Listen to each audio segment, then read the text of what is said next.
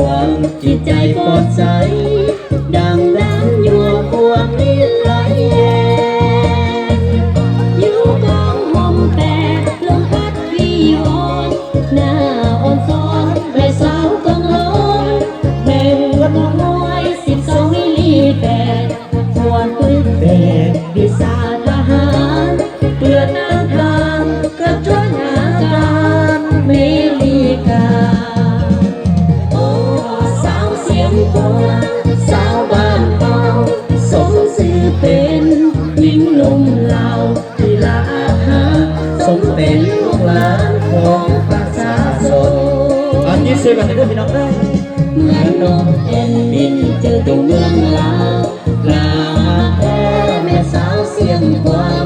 หน้าสวยๆตาดำๆโคกลมจีนบางตาไทยปืนยิ้มแย้มแจ่มใสบวนเจ้าไป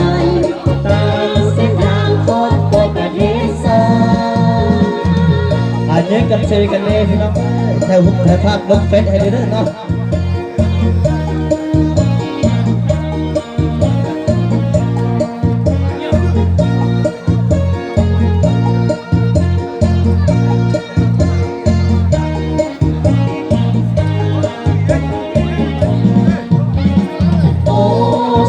เสียงกวางสาวบ้านเก่าสมศรีเป็นลิงลมลาวที่ลาหาสมเป็นลูกหลานของประชาชนเหมือนนกแผ่นดินเจออยู่เมืองลาวลาเทแม่สาวเสียงกวางหน้าสวยๆตาดำๆโคกลมทีนบางปืนยิ้มแย้มแจ่มใสบวนก้าวไปตามเส้นทางปลอดประเทศ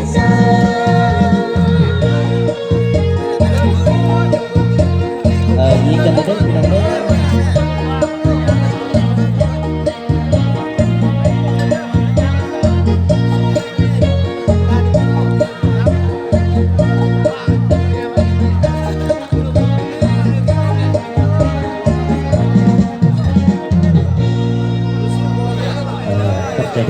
ขอบใจ